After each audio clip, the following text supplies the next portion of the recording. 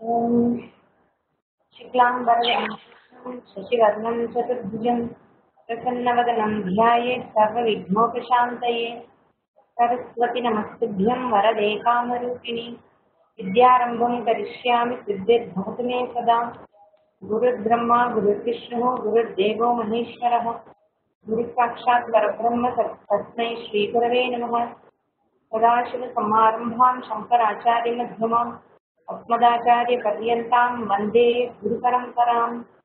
पूजन्तं राम रामेति मधुरं मधुराक्षरम् आरुह्य कविताशाखां वन्दे वाल्मीकिकोकिलं वाल्मीकिर्मुनिसिंहस्य कवितावनचारिणः शृण्वन् रामकथानादं को न याति पराङ्गतिम् अञ्जनानन्तनं वीरं जानकीशोकनाशनं कपीशमक्षहंसारं वन्दे लङ्काभयङ्करम् आञ्जनेयमतिपाटलाननं काञ्चनाद्रिकमनीयविग्रहं पारिजाततरुमूलवासिनं भावयामि पवमाननन्दनं।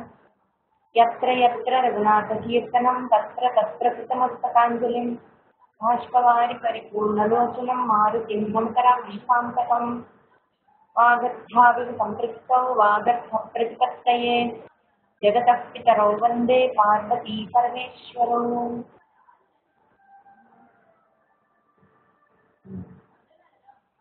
போன வாரம் அஜன் இந்துமதிக்கு எல்லா கர்மாவும் பண்ணி 10வது நாள் கர்மா எல்லாம் எந்த சடங்கும் எந்த குறையும் இல்லாம வைக்கிறார், எல்லாம் பண்ணிட்டு இருக்கார்.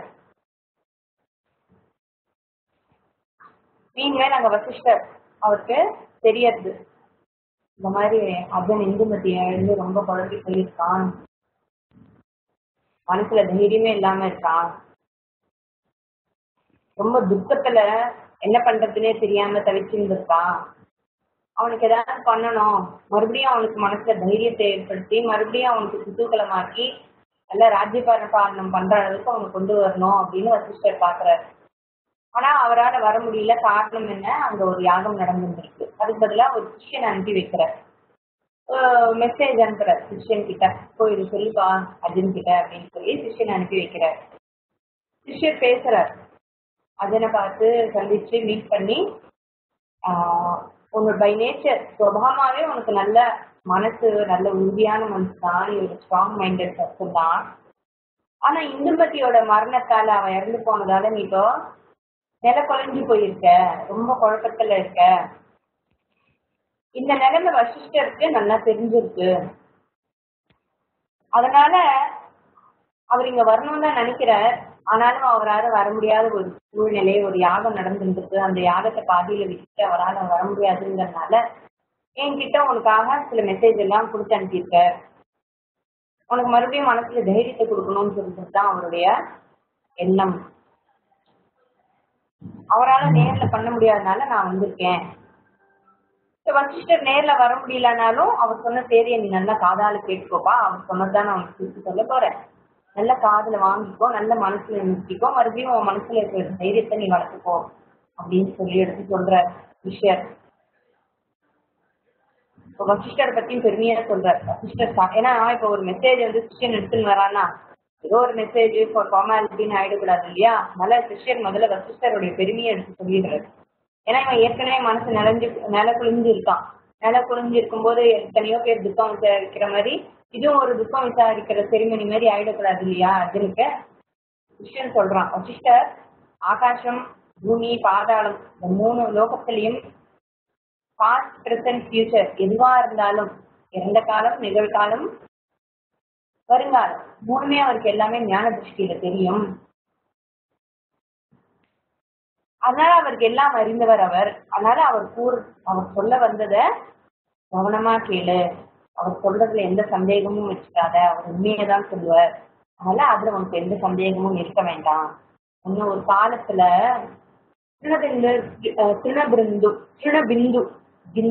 திருணபிந்துன்னு ஒரு முனிவர் இருந்தார். அவர் ரொம்ப தபஸ் பண்ணிட்டு இருந்தார். அவருக்கு தபஸ் வந்து ரொம்ப ஒரு தாக்கத்தை ஏற்படுத்தக்கூடிய ஒரு தபஸ் அது. அதை பார்த்து இந்திரன் பயந்துட்டான். அந்த தபஸை கலைக்கணுங்கிறதுக்காக தன்னுடைய இந்த ஊர்வசி, என்ன மேனகா, திலோத்தமா எல்லாம் ஒரு லிஸ்ட் வச்சுருக்காருல்ல. அதுல ஹரிணின்னு ஒரு பொண்ணு இருக்கா, ஒரு தேவலோக ஸ்திரீ. அந்த தேவலோக ஸ்திரீயை கூப்பிட்டு அவருக்கு ஒரு அசைன்மெண்ட், நீ போய் இந்த முனிவருடைய தவத்தை கலைச்சிட்டு வா அப்படின்னு சொல்லி அனுப்பி வச்சார். இந்த பெண்ணும் தேவலோகத்து பெண், இந்திரன் அவருடைய பாஸ் ஆச்சே, தலைவராச்சே, அவருடைய பேச்சை கட்ட முடியாதுங்கிறதுனால அவளும் வரா. தேவலோகத்திலிருந்து பூலோகத்துக்கு வரா. இந்த முனிவர் எங்க உட்கார்ந்து தபஸ் பண்ணிட்டு இருக்காரோ பிந்து அந்த இடத்துக்கு வர்றாரு. முனிவர்களுக்கு கோபம் உண்டு. இந்த கோபம் அகங்காரத்தினால அல்ல, ஒரு தர்மத்தினால அவர்களுக்கு கோபம் உண்டுன்னா சட்டுன்னு வந்துடும் கோபம். அது இந்த பிரளய காலம் மாதிரி ஆயிடும் அவளுக்கு கோபம் வந்துன்னா. ஆனா அந்த கோபம் உள்ள இருக்கு. அந்த கோபத்துக்கு அணையாக இருக்கிறது எதுன்னா அவர்களுடைய பொறுமை. எவ்வளவு கோபம் இருக்கோ அவ்வளவுக்கு அவ்வளவு அவளுக்கு பொறுமையும் அதிகமாக இருக்கு. அந்த கோபத்துக்கு தலையாக அதை அணை போட்டு வச்சிருந்திருக்கிறது அந்த பொறுமை. அவருடைய மன உறுதி இந்திரனுக்கும் தெரியும், ஹரிணிக்கும் நல்லா தெரியும். ஆனாலும் அதை ஷேக் பண்ணணும், அதை அசைக்கணும். அவர் அத்தனை இந்திரியங்களையும் அடக்கி மனசை உருமுகமாக்கி உட்காந்து தபஸ் பண்ணிட்டு இருக்காரு. அதை எதுக்கு தபஸ் பண்ணாருன்னு தெரியாது, தபஸ் பண்றார். அவன் என்ன பண்றா, she is trying to distract. அவர் எதிர்க்க போய், அவர் கண்ணு முன்னிட்டு சிவனேன்னு உட்கார்ந்து இருக்காரு, தபஸ் பண்ணிட்டு இருக்காரு. அவர் எதிர்க்க போய் தன்னுடைய அழகை காட்டுறது, நாட்டியம் ஆடுறது, பாடுறது, இந்த மாதிரி அவ டிஸ்ட்ராக்ட் பண்ண ஆரம்பிக்கிறான். இவர் மெதுவா கண்ணை திறந்து பாக்குறார், என்னது சலனம் இருக்கீங்க பாக்குறாரு. எதிர்க்க இந்த தேவலோக ஸ்திரீ அங்க இருக்கார். ஆனாலும் அவர் மனசு அதுல போகல, அவனுடைய அழகுல மயங்கல. இத்தனை இந்திரிய நிகிரகம் இருக்கு அவருக்கு, மனசு அவர் நிகிரகமா இருக்கு, சலனம் இல்லாமல் இருக்காரு அவர். ஆனா அவளை பாக்குறாரு, பார்த்து அவன் அழகா இருக்கிறதையும் ஏத்துக்கிறார். somebody is beautiful அப்படின்னு ஏத்துக்கிறாரு, அவ்வளவுதான். ஆனாலும் அவளுடைய இன்டென்ஷன் தெரிஞ்சிடுறது, அவன் எதுக்காக வந்தாங்கிற இன்டென்ஷன் தெரிஞ்சிடுறா. அவளுக்கு கோபம் வரும். கோபம் அவரை பிடி சாபம் போட்டார், ஒரு சாபத்தை போட்டார். என்ன, நீ தேவத்தன்மையை எழுந்து ஒரு சாதாரண பூலோக பெண்ணாக இருக்க அப்படின்னு சொல்லி படிச்சிடுறாரு. இவ பாக்குறா, இந்த அது இப்படி சபிச்சுட்டாரே நம்மள, என்ன பண்றது அப்படின்னு அவன் சொல்றா. ஏ முனிவரே, நானாக இங்க வரல, என்ன இந்திரன் தான் அனுப்பி இந்த மாதிரி ஒரு வேலையை பண்ண சொன்னார். அவருடைய ஆர்டர், அவருடைய கட்டளை இந்த மாதிரி நான் பண்ணணும்னு. ஆனா நீங்க என்ன கோச்சுன்றது தெரியலையே அப்படின்னு சொல்லி அவர்கிட்ட முறையிடுறான்.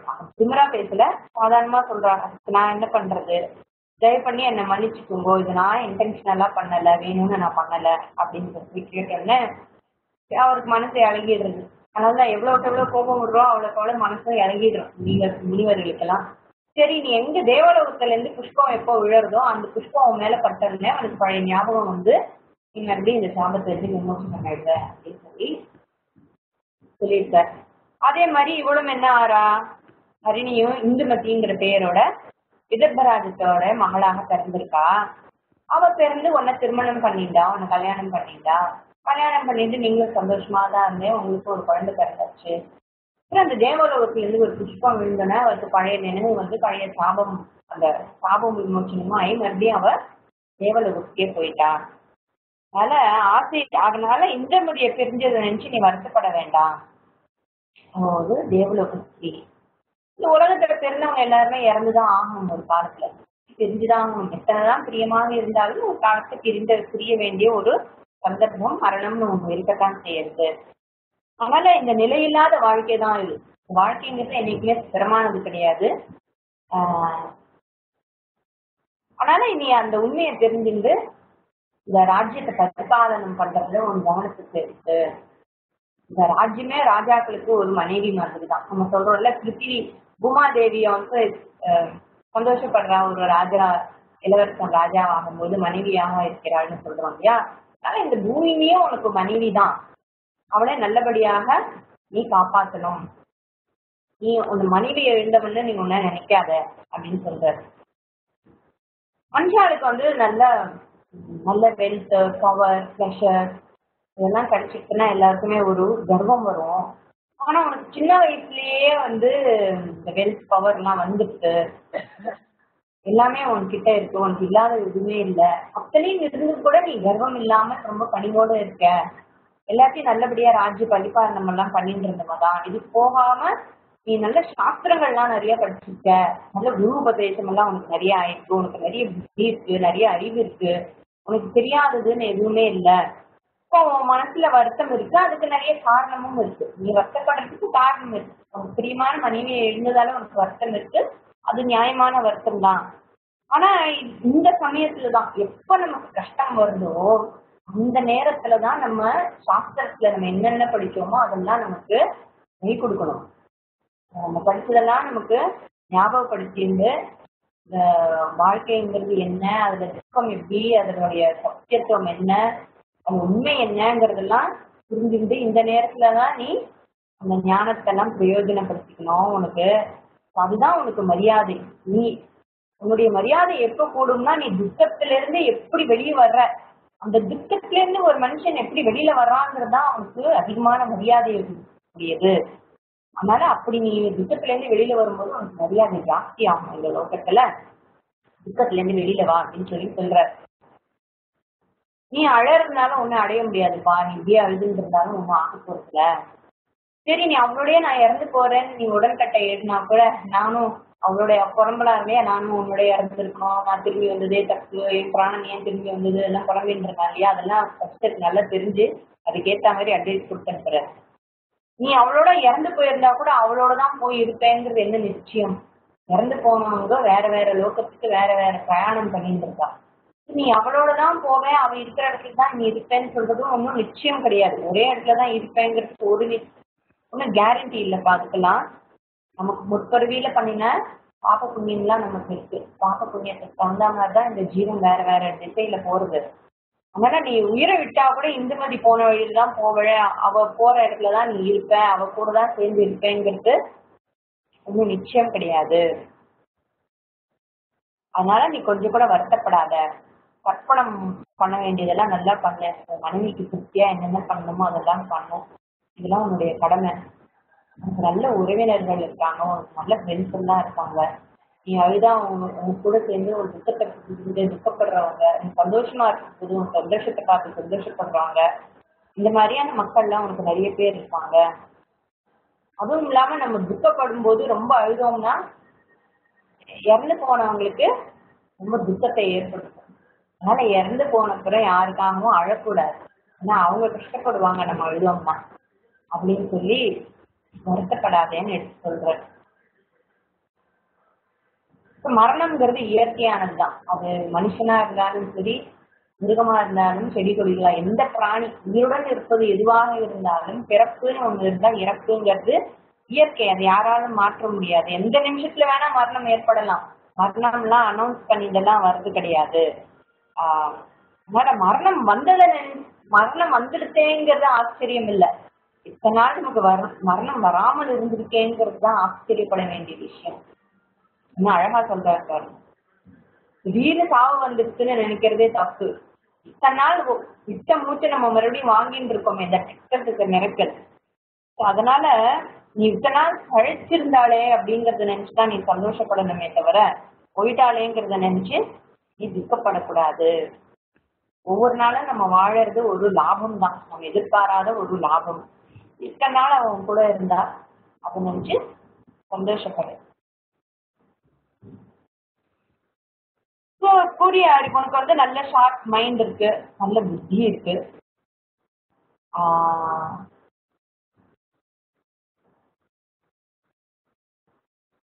எல்லாருமே ஒரு சாவு ஏற்பட்டதா ஹிருதயத்துல வந்து ஒரு கத்தி பாஞ்சா மாதிரி இன்னும் அந்த மாதிரி ஒரு பெயின் எல்லாருக்குமே இருக்கத்தான் செய்யறது. நல்ல அறிவு இருக்கிறவங்க அத்தனைய மரணம் இருந்ததுன்னா இந்த பற்று இருக்கு இல்லையா, பந்தம் இருக்கு இல்லையா, பந்தங்கள் குறைய குறைய சந்தோஷம் படணுமா. ஏன்னா அந்த பந்தங்கள் நம்ம சுத்தி எத்தனை பந்தம் இருக்கோ அத்தனை பந்தமும் இருக்கிற வரைக்கும் நம்மளால மோட்ச மார்க்கத்தை பார்க்க முடியாது. அந்த பந்தத்தால் நம்ம கட்டுப்பட்டுதான் இருக்கோம், சம்சாரத்துலதான் இருக்கோம். நம்மளை விட்டு பந்தம் போச்சுன்னா அவ்வளவு பற்று நமக்கு போச்சு அப்படின்னு நினைச்சுதான் நீ சந்தோஷப்படணும். இப்படிதான் பெரியவர்கள் சந்தோஷப்படுவார்கள். பந்தம் குறைந்ததுன்னு தான் நீங்க சந்தோஷப்படணுமே தவிர உனக்கு ஏதோ குறை ஏற்பட்டுச்சுன்னு நினைச்சு நீ கஷ்டப்படக்கூடாது. பிரியமானவர்கள் அதிகமாக இருந்தால் துக்கம் அதிகம் அப்படின்னு சொல்ற. அதுதான் பிரியமானவர்கள் இருக்கக்கூடாதுங்கிறதுக்காக இல்லை. இடத்துல அவர் சொல்றது பாசத்தை பத்தி சொல்றார். பாசம் இருந்தால் கஷ்டம், அன்பு இருந்தால் கஷ்டம் இல்லை. இப்ப இவன் அன்பு வசப்பட்ட அழல, பாசத்தில் இருந்ததால கஷ்டப்படுறான், பிரிவனால ரொம்ப கஷ்டப்படுறான்.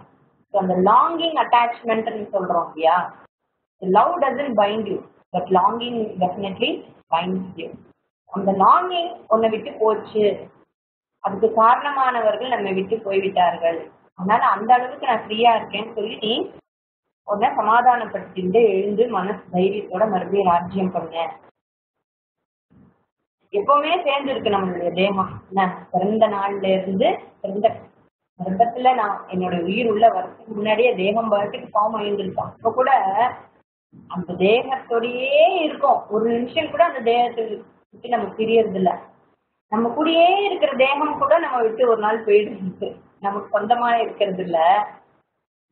அப்போ உறவுங்கிறது மட்டும் எப்படி நமக்கு எப்பவுமே சொந்தமாக இருக்க முடியும்? இப்படிதான் கூடவே இருக்குன்னா கூட அதை நம்மளை விட்டு பிரிஞ்சுதான் போகும். பிரிவை நினைச்சு வருத்தப்படலாமா? பிரிவுங்கிறது நேச்சுரல். நிறைய போட்டு நீ புலநடக்கம்லாம் இருக்கு, உனக்கு இந்திரிய நிகிரகங்கள்லாம் இருக்கு. நீ ஒரு சாதாரண மனுஷனுக்கு ஒரு இந்த மாதிரி அழறது உனக்கு அழகு இல்லப்பா. மலை இருக்கேன், மலைக்கு அச்சலம்னு பேரு. சலம்னா மூவிங், அச்சலம் means that it doesn't move, நகராம ஒரே இடத்துல இருக்கிறது, அப்படியே ஸ்திரமாக இருக்கிறதுக்கு பேரு மலை.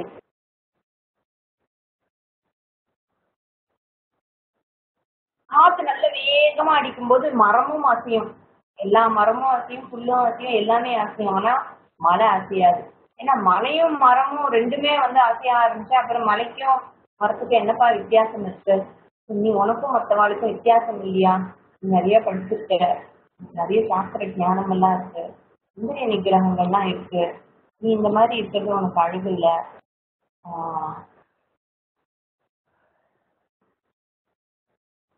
அப்புறம் உனக்கும் படிச்ச வாழ்க்கும் வித்தியாசம் இல்லாம போயிடும். அதனால இந்த துக்கத்துல இருந்து வெளியில வா, குருவோட உபதேசத்தை கேளு, துக்கத்தை தூக்கி போடு.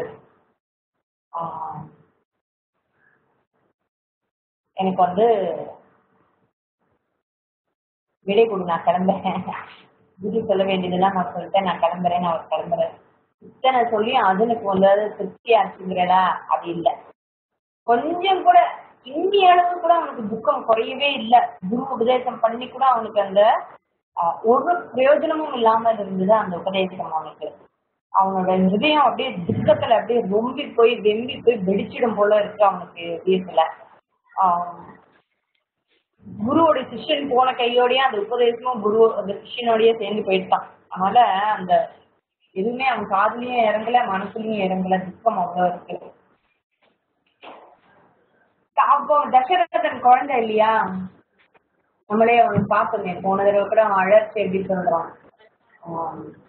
இப்பதான் நிலா மாதிரி வளர்ப்பிறை நிலா மாதிரி அவன் வளர்ந்துட்டு இருக்கான், என்னை விட்டு சொல்லிட்டே இருந்துன்னு அழறான் இல்லையா. குழந்தை அது, சின்ன வயசு, ரொம்ப தவழற குழந்தை இல்லை. But it's not big enough to be the யுவராஜனா அளவுக்கு தகுதி இல்லாத குழந்தை அது. ஸோ தசரதன் சின்ன குழந்தையா இருந்ததால அவனும் ஒரு பக்குவத்துக்கு வரட்டும், அவனையும் ஒரு ராஜா ஆகிற லெவலுக்கு அவன் வரட்டும் அப்படிங்கிற ஒரே காரணத்துக்காக, தசரதனோட நன்மைக்காக, நாட்டு மக்களுடைய நன்மைக்காகவும் அந்த ஒரே காரணத்துக்காக ஒரு உயிரோட இருந்தான் 8 வருஷம். புதுமதி இறந்தப்புறம் வருஷம் அப்பெல்லாம் தசரதனுக்கு ஒரு 7-8 வயசு இருக்கும். 8 வருஷம் ஒரு உயிரோட இருந்தாராம். அப்போ ஒரு கலையும் இல்லை, ஒண்ணுமே இல்லை அவர்கிட்ட, ஒரு நடைப்பிணமாகவே அவர் இருந்தார்.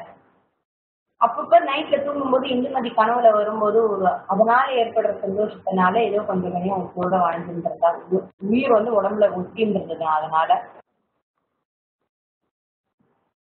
ஆலமரம் ஒண்ணு பெருசா இருந்தா அதோட வேர் வந்து எவ்வளவு பெரிய மாளிகையா இருந்தாலும் அது வந்து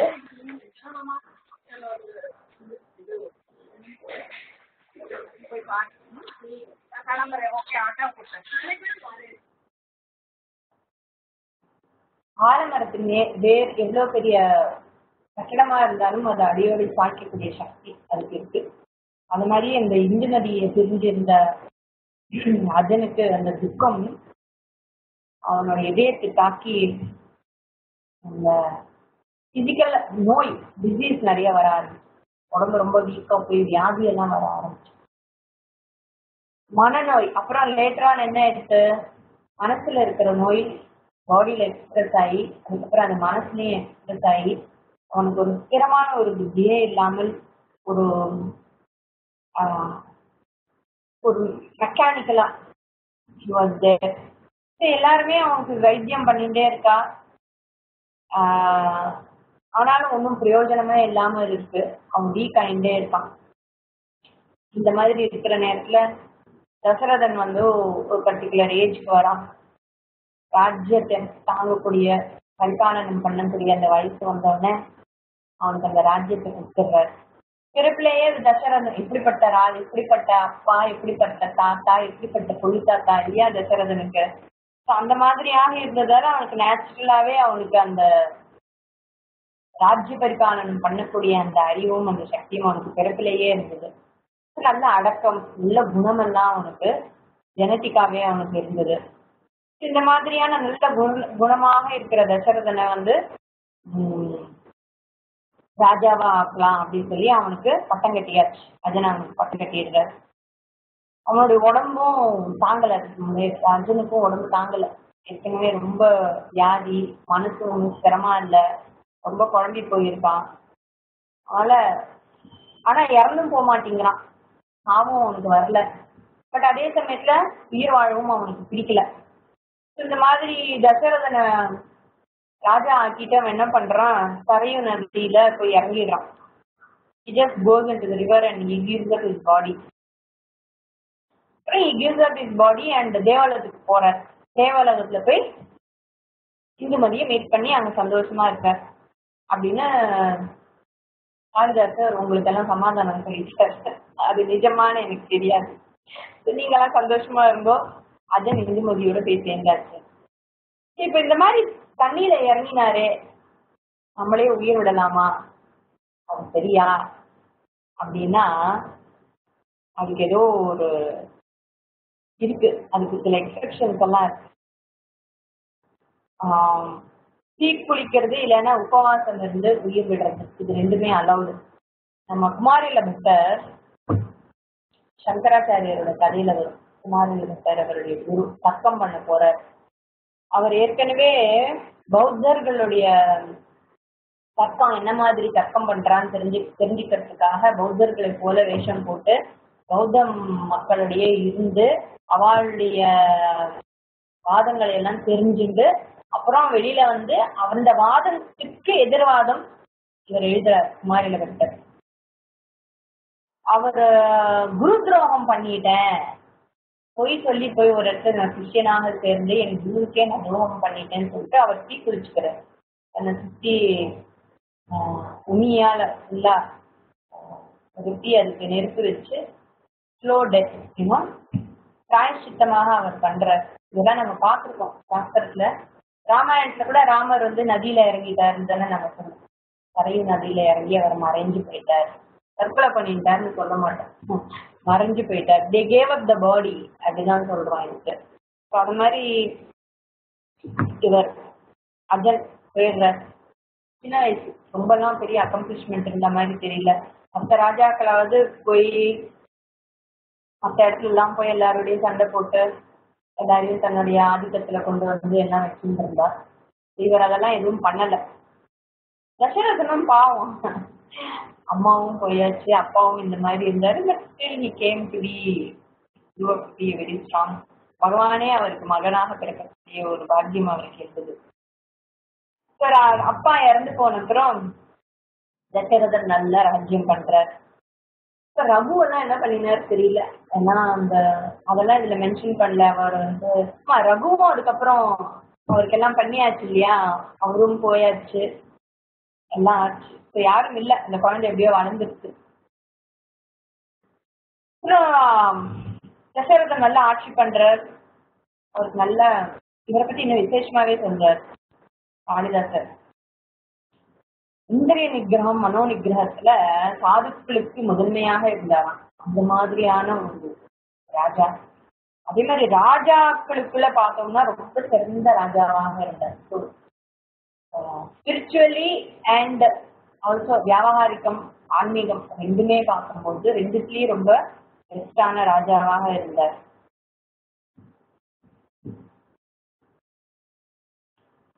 இந்த மாதிரி அவர் ராஜ்யம் பண்ணிட்டு இருக்கும் பொழுது வசந்த காலம் வருது. ஓகே,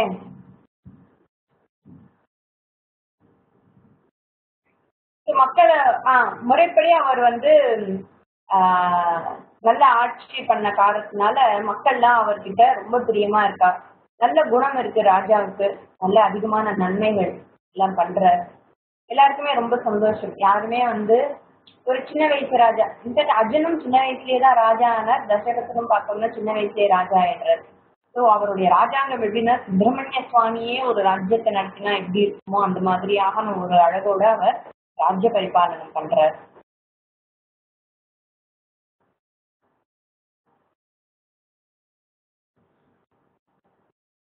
தன்னுடைய கடமைகளை எந்த விதத்தையும் குறையும் இல்லாமல், அப்கோர்ஸ் அவருக்கு நல்ல மந்திரிகள்லாம் இருந்திருக்கா, பரம்பரையா இருந்த மந்திரிகள்லாம் இருந்திருப்பா. எல்லாருடைய ஆலோசனையும் அவருக்கு இருக்கு, எல்லாருடைய சப்போர்ட்டும் அவர் இருக்கு. எல்லாத்தையும் வச்சுட்டு நல்ல விதத்துல பரிபாலனம் பண்ணிட்டு இருக்கார். தன்னோட மக்களுக்கு தனிப்பட்ட மொழியில ஜென்ரலி மக்களுக்கு எல்லாமே நல்லது பண்ணிட்டே இருந்தவரா இருந்தாலும் கூட அவர்கிட்ட வேலை பார்க்கறவங்கன்னு இருப்பாங்க இல்லையா, அவர்களையும் சந்தோஷப்படுத்தி அவளுக்கு தேவையான நேரத்துல என்னென்ன மாதிரி உபகாரம் எல்லாம் பண்ணணுமோ, என்ன மாதிரி எல்லாம் ஹெல்ப் பண்ணணுமோ அந்த மாதிரி எல்லாம் ஹெல்ப் எல்லாம் பண்ணிட்டு இருந்தார். நல்ல யாகங்கள்லாம் நிறைய செய்தார். அதனால நாட்டுல நல்ல மழை இருந்துச்சு. இந்த யாகங்கள் மழை அப்படிங்கிறது கனெக்ஷன் எவ்வளவு இருக்கு பாருங்க. தேவர்களுக்கு நாம் செய்யும் பொழுது தேவர்கள் நமக்கு திருப்பி கொடுக்கிறார்கள். தேவர்களுக்கு பண்ண வேண்டிய கடமையை நம்ம பண்ணி ஆகணும். அதெல்லாம் பண்ணும்போது தான் when we nourish them they nourish us. அது மாதிரி தேவலோகத்துல எப்படி இந்திரன் ஆனந்தமா இருந்தானோ அதே மாதிரி இங்க பூலோகத்துல அவருக்கு நிகராகவே இவரும் நல்லா ராஜ்யம் பண்ணிட்டு இருந்தார்.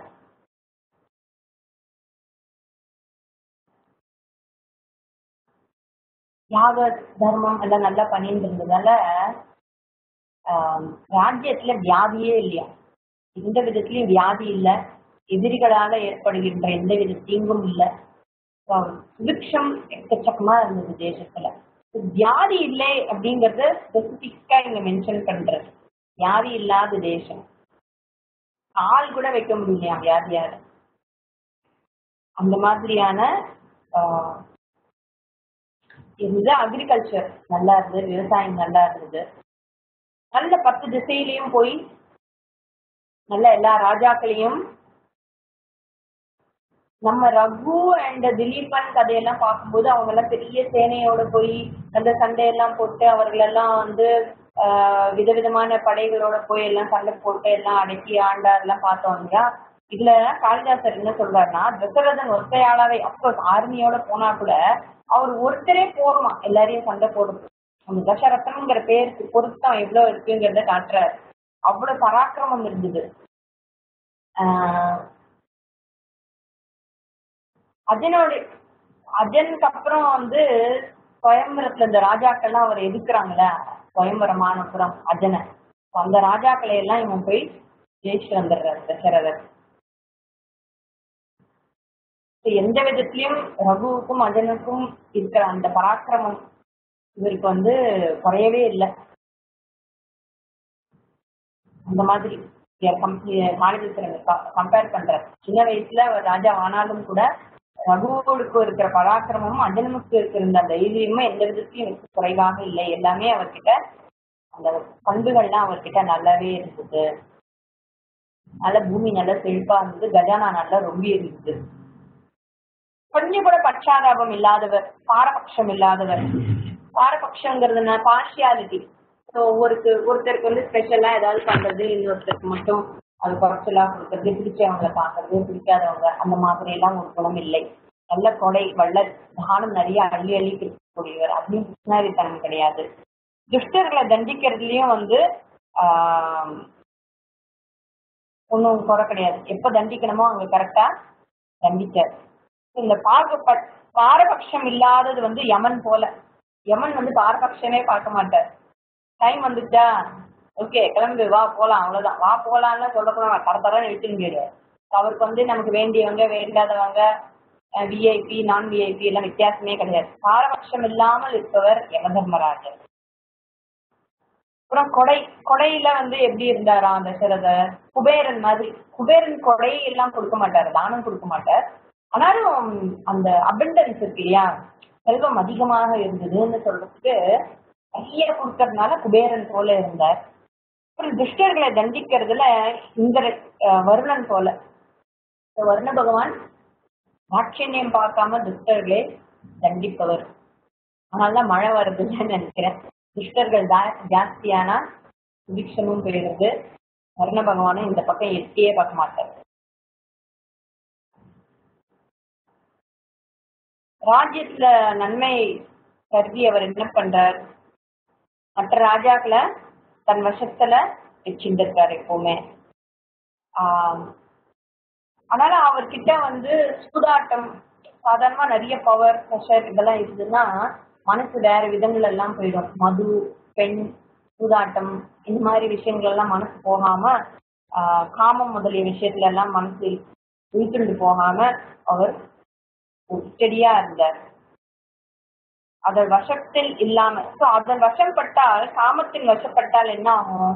குடி, சூதாட்டம் இதெல்லாம் இருந்ததுன்னா அப்புறம் காமம் இருந்தால் கோபம் வரும். எப்பவுமே கோபத்துக்கு காரணம் காமம். காமம் எனக்கு நிறைவேறலைங்கும் போது கோபம் வரும். கோபம் வந்தா என்ன ஆகும்? யாருக்கிட்ட என்ன பேசுறோம், எந்த நேரம் பேசுறோம், சபை தெரியாம பேசுறது, அப்புறம் மற்றவங்களை குலத்தை மற்றவங்களை ஹர்ட் பண்ற மாதிரி பேசுறது, பெரியவங்களா சின்னவங்களான்னு தெரியாம அவமானப்படுத்துறது, இதெல்லாம் அது வரும். அதோட சேர்ந்து ட்ரெயின் மாதிரி இது ஒவ்வொரு கேரேஜும் சேர்ந்து வர்ற மாதிரி இந்த மாதிரி குணங்கள்லாம் வரும். காமமும் குரோதமும் இருந்ததுன்னா. காமமும் குரோதமும் இல்லாதனால, தன் வசத்தில் அவர் ஜாக்கிரதையாக இருந்ததால அவர்கிட்ட இந்த மாதிரி எல்லாம் குணங்கள்லாம் இல்லாமல் இருந்தார். அதுக்காக அதை மென்ஷன் பண்றார். ஒரு தசரதர் இந்திரன் இடத்துலயும் அவருடைய குணம் எப்படின்னா, நம்ம சாதாரணமா பாக்குறதுதான் இதிகாசங்கள்ல. பூலோகத்துல இருந்து கிடுக்கிடுன்னு அங்க போய் இந்திரனுக்கு ஹெல்ப் பண்றது. அவளுக்குலாம் போயிட்டு வர்றதெல்லாம் ரொம்ப இருந்தது. அவ வந்தா மாதிரி தெரியல. இவாலாம் இங்க பூலோகத்துல இருக்கிறதுக்கு போய் இந்திரனோட இருந்துட்டு வெக்கேஷன் எல்லாம் பண்ணிட்டு வர்ற மாதிரி எல்லாம் நம்ம படிக்கிறோம். இந்த மாதிரி இந்திரனுக்கே உதவி பண்ணக்கூடிய, உபகாரம் பண்ணக்கூடிய ஸ்திதியில இருந்தாலும் தசரதன் தன்னுடைய பெருமையை கர்வமாக சொல்லி காட்டாமல், இந்திரனை மட்டும் தட்டாமல் எளிமையோடு இருந்தார். அவர்கிட்டயும் போய் தேவையில்லாம பேசல. அவரை கேவலப்படுத்தி என்னைக்குமே பேசினது கிடையாது. பரிகாசம் பண்ணும்போது கூட பொய் சொல்ல மாட்டார். சும்மா விளையாட்டுக்கு டீச் பண்ணா கூட அந்த டீச்சிங்ல பொய் இல்லாமல் இருந்தது. தன்னுடைய பகைவர்கள் எவ்வளவு கொடூரமானவர்களா இருந்தா கூட அவங்க கிட்ட கடும் சொல்லாமல் அதுக்காக பிரியமா பேசினார், நஷ்டம் கிடையாது. கடுமையா பேசாமல் இருந்தார். அது எதுக்காக சொல்றாருன்னா, கோபம் இல்லாமல் இருந்தார் அப்படிங்கிறது காட்டுறதுக்காக. கோபம் இல்லைங்கிறதுக்காக கோபாவேசம் ஆகலைன்னு வேற சொல்லலாம். கோபத்தில் வசப்படாமல் கோமா இருந்தார். அதுக்காக எங்க தண்டிக்கணுமோ அந்த இடத்துல தண்டிக்கிறது அதெல்லாம் கோமா தான் இருந்தார். ஆனா கோபத்தில் வசத்தில் வராமல் இருந்தார். அப்புறம் நிறைய சிற்றரசர்கள்லாம் இருப்பாங்க இல்லையா, சின்ன சின்ன ராஜாக்கள்லாம் இருப்பாங்க. அவங்களெல்லாம் எப்பவுமே தன் வசத்துல வச்சிருந்தார். அவங்க எல்லாருமே இவர் சொல்றதை கேட்டுட்டு இருக்கிற வரைக்கும் இவரும் அவகிட்ட அனுகூலமா தான் இருந்தார். அவளுக்கும் ஏதாவது ஒரு கஷ்டம்னா இவரும் அவளுக்கு உபகாரம் என்ன வேணுமோ அந்த நேரத்துல அதெல்லாம் பண்ணி கொடுத்தாரு. ஆனா இதே தன்னை எதிர்த்தாங்கன்னா அந்த இடத்துல அவர் இரும்பு மாதிரி மனசு. அவரை எதிர்த்து யாராவது செய்தாருன்னா அதுக்காக போனா போ அப்படின்லாம் விடல. இரும்பு மாதிரி மனசோ அப்படின்னு மற்றவங்க நினைக்கிற அளவுக்கு அவர்களை கடுமையா என்ன பண்ணணுமோ அதெல்லாம் அவர் பண்ணிட்டு இருக்காரு. அதனால சிற்றரசர்கள்லாம் மரியாதை அவர்கிட்ட வணங்கி இருந்தாங்க. வணங்காதவர்களுக்கெல்லாம் என்ன பனிஷ்மெண்ட்டோ என்ன வாழ்க்கையில கான்சிக்வன்ஸ் என்னவோ அதெல்லாம் அவர் கொடுத்துட்டு இருந்தார். தன்னுடைய வில்லை மாத்திரமே தன்னுடைய துணையாக கொண்டவர் தசரதர்.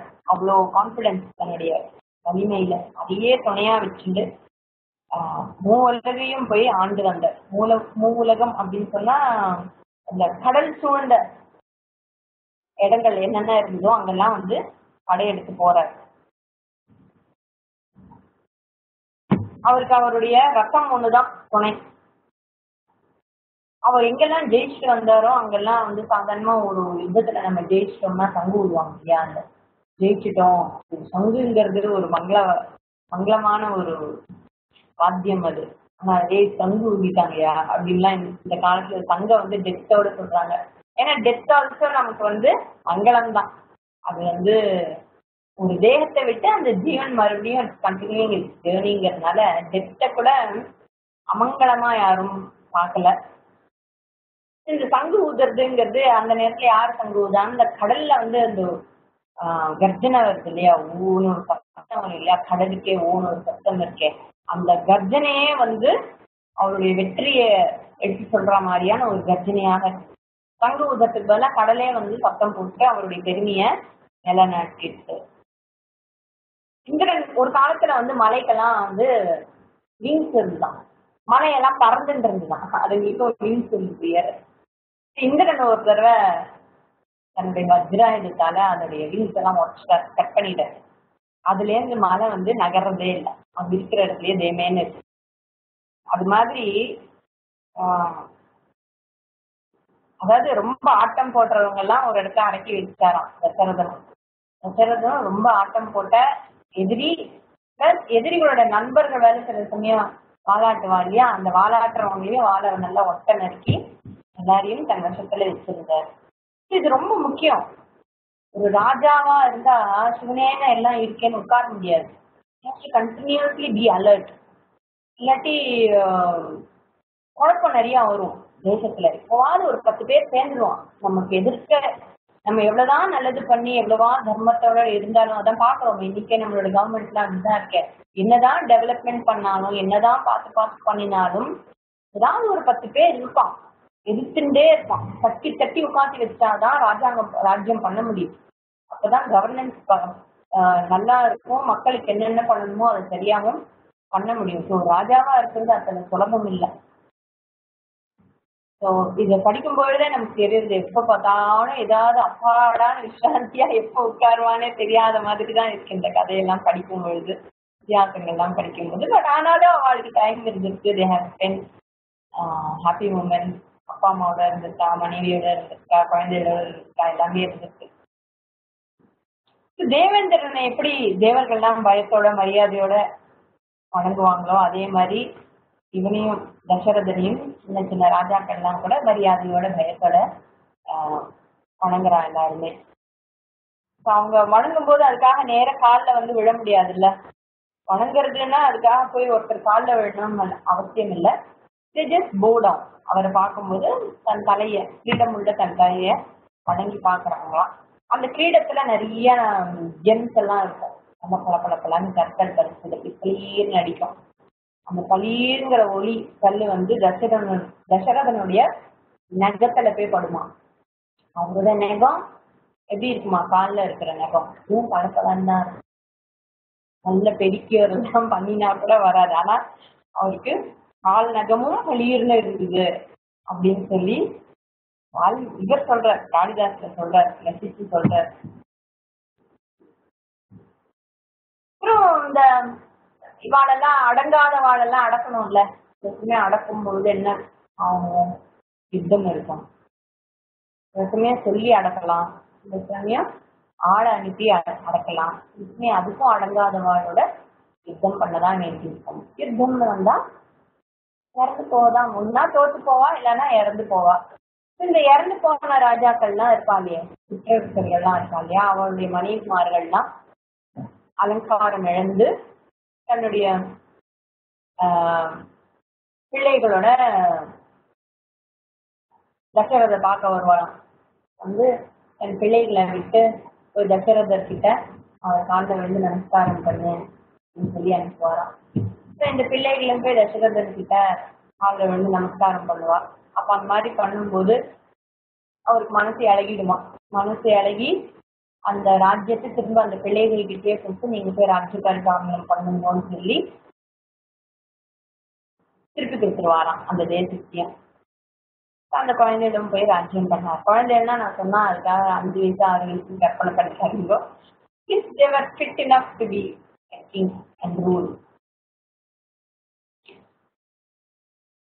இவர் அர்த்த சாஸ்திரம் எல்லாம் இருக்கு. அர்த்த சாஸ்திரத்துப்படி 12 வகையான ராஜாக்கள் இருக்காங்க ராஜமண்டலத்துல. தசரதர் வந்து அதுல நடுவுல இருக்கார். அவர் தான் சக்கரவர்த்தியாக இருக்கார். சக்கரவர்த்திங்கிறது யாரு? எதிரிகள், எதிரியோடைய நண்பர்கள், எதிரியோடைய நண்பனுடைய நண்பர்கள் எல்லாரையுமே தன் வசத்துல எல்லாத்தையும் பார்த்து அலர்ட்டா எப்பவுமே கவனமா இருந்து யாருமே நம்ம தாக்க முடியாத மாதிரி இருக்கிறது தான் ஒரு சக்கரவர்த்திங்கிறது. அந்த விஷயத்துல சரி நமக்குதான் எல்லாம் இருக்கு, எல்லாரையும் நம்ம ஜெயிச்சிட்டோமே, எல்லாருமே நம்ம கீழே தானே இருக்கா, நமக்கு அத்தனை சுத்தம் இருக்கு, அத்தனை கஜானா ரொம்ப ஒழிஞ்சுட்டு இருக்கு, சுபிக்ஷம் இருக்குன்னு சொல்லி எந்த நேரத்திலயும் அவன் வந்து கேர்லெஸ்ஸா அலட்சியமா இருக்கவே இல்லை. Always he was very alert. கவனமாவே இருந்தார். யோகக்ஷேமம், யோகம்ங்கிறது சம்பாதிக்கிறது, க்ஷேமம்ங்கிறது இருக்கிறத காப்பாற்றணும் இல்லையா, மெயின்டெனன்ஸ்லயும் அவர் அலட்சியம் இல்லாமல் நல்லபடியாக இருந்தார். Very particular about it. அந்த அளவுக்கு கவனம் இருந்தது. சாதாரணமா தானம் கேட்டு வர்றவா கூட யார்கிட்ட வருவான்னா நியாயமான முறையில சம்பாதித்தவர்கள்கிட்டதான் தானம் கேட்கணும்னு கூட இருக்குமா.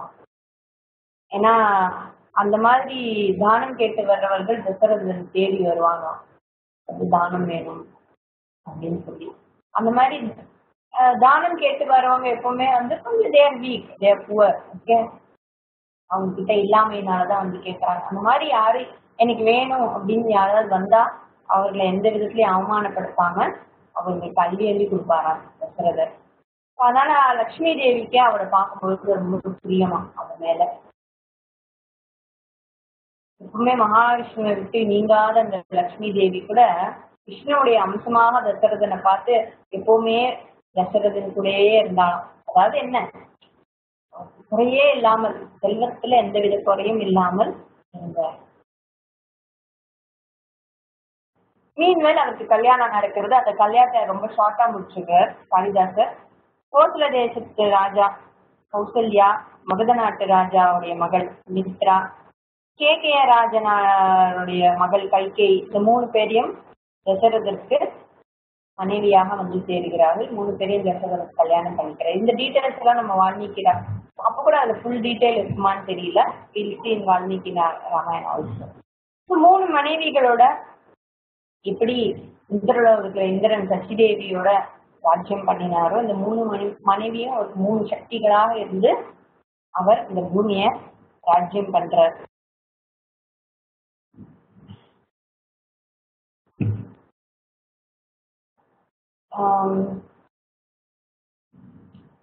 இந்திரனுக்கு அப்பப்போ உபகாரம் பண்ணுவாருன்னு சொன்னேன் இல்லையா, அசுரர்களோட சண்டை போடுறதுக்கெல்லாம். அவர் அந்த அசுரர்கள் எல்லாம் அழிச்சு தேவலோகத்தை காப்பாத்திட்டே இருக்காரு. இந்திரனையும் தேவர்களையும் காப்பாற்றுறாரு. எப்பவுமே அவருக்கு துணையா இருக்கு. தேவலோகத்தை காப்பாற்றுறதுன்னா என்ன அர்த்தம்? தேவலோகத்திலயும் ஸ்திரீகள் இருக்கா இல்லையா, அந்த தேவலோக ஸ்திரீகளும் எப்பவுமே தசரதன் கிட்ட மரியாதையாகவும் ரொம்ப பணிவாகவும் இருந்தாரு, ஒரு கிராட்டிடியூட இருந்தாங்க. அதனால அவங்க பயம் இல்லாம இருந்தாங்க. தேவலோகத்துல கூட இவருடைய புகழ் தேவலோகம் வரைக்கும் இருக்கு. அங்க இருக்கிறவங்க கூட பயம் இல்லாமல் வாழும் அளவுக்கு தசரதனுடைய புகழ் பரவி இருக்கு.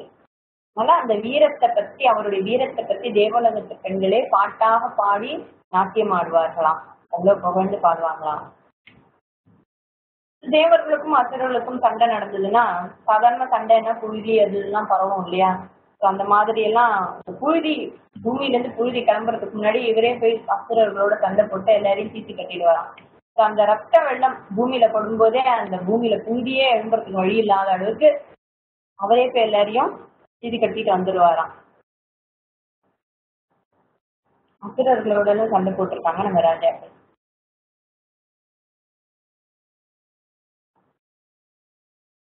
இன்னும் நிறைய செல்வங்கள்லாம் இருந்ததுன்னா அந்த செல்வங்கள் எல்லாம் செலவு பண்ணணும், அப்படியே வச்சுட்டு இருக்க கூடாது. கஜானால ரொம்ப இருக்கு, அது பாட்டு எழுது சுற்றி சுற்றி எண்ணின்னு இருக்க முடியாது. ஸோ அதை செலவு பண்ணணும். எப்படி செலவு பண்ணீங்க? நிறைய யாகங்கள் செய்த கரையில் சம்சா நதி கரையிலெல்லாம்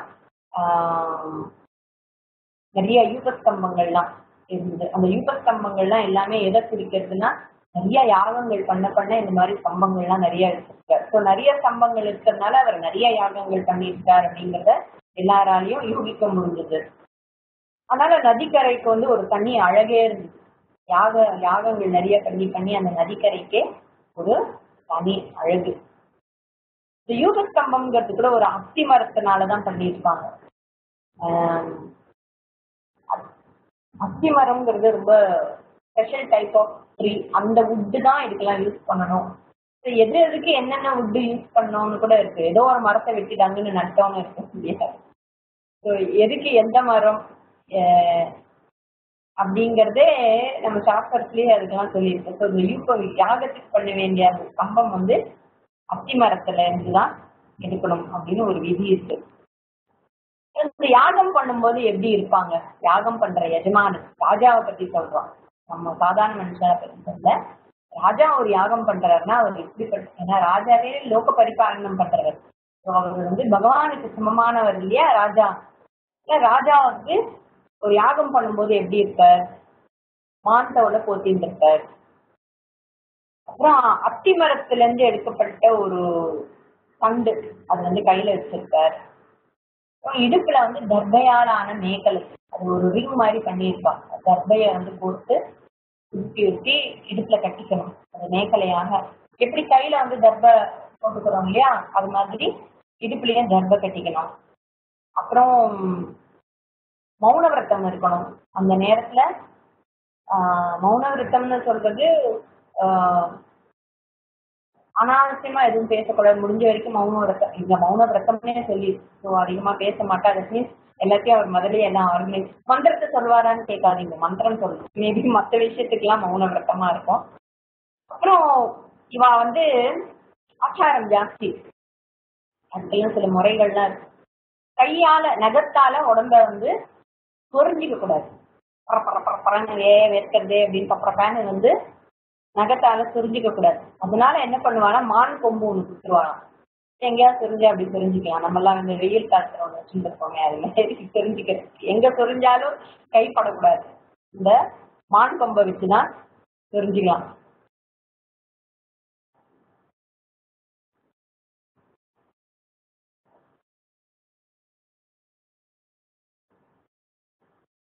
அவர் பார்க்கும்போது சிவபெருமானையே பாக்குற மாதிரி இருக்குமா. அந்த சாநித்தியம் அவர்கிட்ட இருக்கும். அந்த ராஜாவுடைய சாநித்தியம் அப்படியாக இருக்கும். மான் தோல்லாம் போட்டு யோசிச்சு பாருங்க, என்ன ஒரு ரசம் இருக்கணும். இந்த மாதிரி ஒரு திடீர்னு ஒரு நாள் மான் தோலை போட்டு சொரியறதுன்னு சொல்ல முடியாது. அப்படின்னா இப்போ கம்ஃபர்டபுள் வித் மான் தோல் அண்ட் இந்த மாதிரி லைஃப் ஸ்டைல்னா அப்பனா எத்தனை யாகங்கள் பண்ணி அது பழகி இருக்கும். ஏன்னோ அது திடீர்னு ஒரு நாள் மெடிசார்கிட்ட சொன்னா பதக்கா பதக்கான்னு தடிக்க விழுற மாதிரி எல்லாம் இல்லாம அவருக்கு வந்து பஞ்சகச்சம் கட்டணும்னா எல்லாருக்கும் இடுப்புல பெல்ட்டை கட்டி வெளிக்கிறவ போட்டு அப்புறம் அதை பிடிச்சி இதை பிடிச்சி அதுக்கு மேல ஒரு துண்டை வச்சு கட்டி கீழே விழாம இருக்கிறதுக்கு, அது கீழே விழாம பாத்துக்கிறதுலயே டைம் போயிடும் ஒரு சின்ன ஹோமம் பண்றதுக்கு. இவர் யாகம் பண்ணோம்னா they have to sit for 3 days 4 days அந்த மாதிரி ட்ரெஸ்ல ஃபுல் டே உட்கார்ந்து இருக்கணும். அப்போ ஸ்நானம் பண்ணிட்டு வரணும். இந்த மாதிரி ஒரு ட்ரெஸ் எல்லாம் கற்பனை பண்ணி பாருங்க எப்படி இருப்பாரு ஒரு ராஜான்னு. பட் அவர் அதெல்லாம் பண்ணியிருக்காரு. அவப்பிரத ஸ்நானம் நிறைய பண்ணி பண்ணி அவருடைய நிறைய புண்ணியங்கள் சேர்த்திருந்தது. அவப்பிரத ஸ்நானம்ங்கிறது இந்த யாகங்கள்லாம் பண்ணும்போது தீர்த்தம் இருக்கும் இல்லையா, அந்த தீர்த்தத்தால கடைசியில் ஒரு அபிஷேகம் பண்ணுவாங்க. நீங்க அந்த 60ஆம் கல்யாணம், சஷ்டியப்த பூர்த்தி, சதாபிஷேகம்லாம் பண்ணும்போது பார்த்தேன்னா அந்த ஆவாகனம் பண்ணி அதில் அந்த கலசம் வச்சு அந்த கலசத்தால அபிஷேகம் பண்ணுவா அந்த தம்பதிக்கு. அந்த வலை மாதிரி ஒன்று வச்சு அது ரொம்ப விசேஷமான ஸ்நானம். அது அத்தனை புண்ணியம் அதில் அந்த ஸ்நானம் பண்றதுனால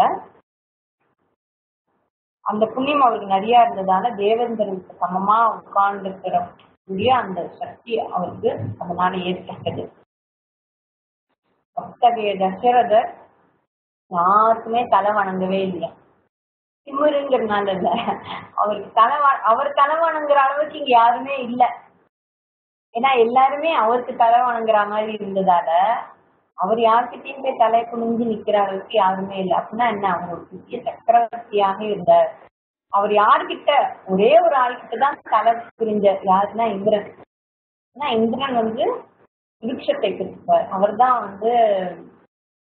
ப்ராஸ்பரிட்டிக்கு அதிபதிங்கிறதுனால அவர்கிட்ட மட்டும்தான் அவர் தலை புரிஞ்சார். வேற யாருக்கிட்டையும் அவருக்கு தலை புனிய வேண்டிய சந்தர்ப்பம் இருக்கவில்லை.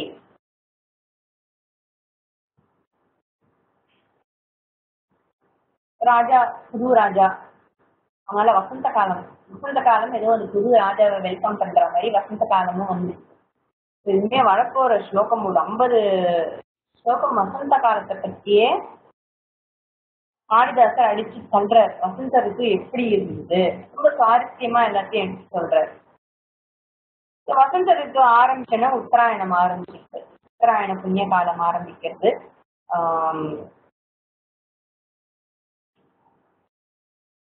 பூவெல்லாம் பூக்க ஆரம்பிக்கிறது.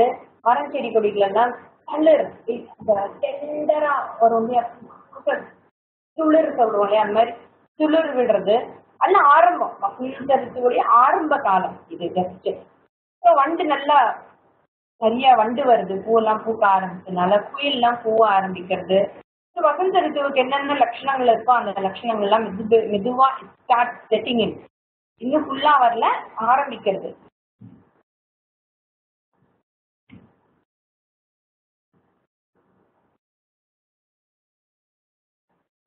அது எப்படி வந்ததுன்னு சொல்றாரு. நியாயமான முறையில சம்பாதிச்ச உங்களுடைய சொத்துக்கு அது தேடி அதை தேடி வருவாங்களாம் தானம் கேட்பவர்கள். அவங்க எப்படி அணுகுவாங்களோ, பவ்யமா மெதுவா வணங்குவாங்களோ அதே மாதிரி வசந்த ரித்துவும் மெதுவா it is coming, slowly it is coming. குளமெல்லாம் நிறைய ரொம்பி இருக்கு, தண்ணி நல்லா ரொம்பி இருக்கு. அதுல நிறைய தாமரை மலர்கள்லாம் பூத்து, தாமரை மலர்கள் வந்தோடனே நல்லா நிறைய வண்டு, அப்புறம் நிறைய பேர்ட்ஸ், அன்னப்பக்ஷி எல்லாம் அந்த குளத்துல வர ஆரம்பிக்கிறது. அசோக மரம் நல்லா பூக்க ஆரம்பிக்கிறது. அசோக மரம் ஞாபகம் இருக்கா, இந்துமதியில தன் காலால பண்ணி பூக்க ஆரம்பிச்ச மரங்கள்னா அதே மாதிரிதான் இந்த மரங்களும் நிறைய அசோக மரத்துல நிறைய மலர்கள்லாம் மலர ஆரம்பிச்சுட்டு அந்த பூவெல்லாம் எடுத்து பெண்கள்லாம் காதில் எடுத்து வச்சுக்கிறாங்க. அந்த அழகான பூவை அது காதில் எடுத்து வச்சுக்கும் போது ஆண்கள்லாம் அதை பாக்குறாங்க. இளவட்ட பெண்கள்லாம் இப்படி பண்ணும்போது இளவட்ட பசங்கள்லாம் பார்த்து அப்படியே மயங்கி போய் மனசு கடி கொடுத்துறாங்களாம் அவங்களுடைய அழகுல. அவங்களுக்கு மனசுல காம இச்சை ஏற்படுறது பெண்களை பார்க்கும் பொழுது. அப்புறம் புருவ மலர்கள் நிறைய, அது ஒரு பர்டிகுலர் டைப் ஆஃப் ஃப்ளவர்ஸ் அதெல்லாம் பூக்க ஆரம்பிச்சது. அதுல இருக்கிற தேனை குடிக்கிறதுக்காக வண்டுகள் ரீங்காரம் போட்டுட்டே வருது. மகிழம்பூ நிறைய பூக்க ஆரம்பிச்சு.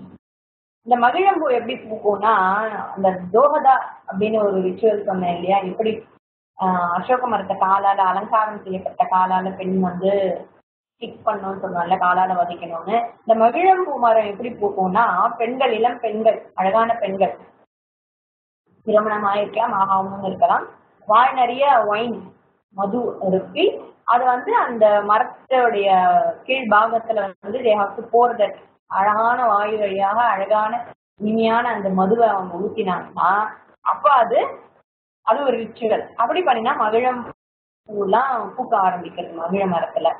இந்த வைன் அழகான பெண்கள் நல்ல வாசனையான மதுவை வச்சு பண்ணினா அந்த தோதாங்கிற அந்த ரிச்சுவல்னால மகிழம்பூவும் அதை விட பயங்கர வாசனையா இருந்தது. அதனால அந்த பூ அதனால அதுவும் ரொம்ப வாசனையா இருந்தது. மகிழம்பூ வாசனையா சொல்லவே வேண்டாம் அது என்ன மாதிரி இருக்கும்னு. அது அத்தனை ஒரு வாசனையோட அந்த பூவெல்லாம் பூக்க ஆரம்பிச்சிருக்கு. அந்த வாசனையில அத்தனை வண்டு, எக்கச்சக்க வண்டு, மரம் பூரா ஒரே வண்டாதான் இருந்தா அந்த மகிழம் பூக்காக. அப்படி சாதாரணமாவே பெருசா இருக்கிற மரம் வந்து நிறைய உட்கார்ந்ததால இன்னும் பெரிய மரமாக தோற்றம் கொடுக்க ஆரம்பிச்சிருக்கு. இப்ப போக போக நிறைய வசந்த ரித்துவை பத்தி நம்ம பார்க்கலாம். இன்ட்ரெஸ்டிங்கா இருக்கும். இது கண்டினியூ கிளாஸ், வர கிளாஸ்ல நம்ம பார்க்கலாம். ஓம் ஸ்ரீ குருப்யோ நமः. ஹரி ஓம்.